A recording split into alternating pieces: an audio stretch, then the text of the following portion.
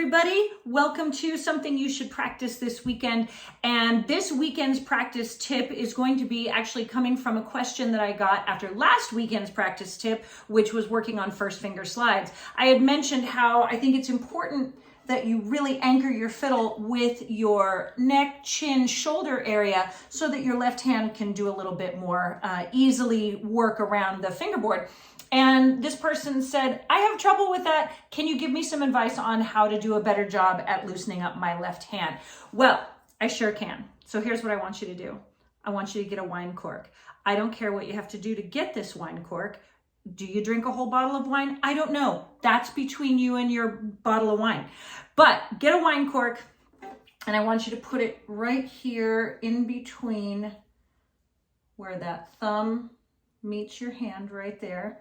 And you're going to practice like that. You're going to play some stuff. You're going to play some first finger slides. You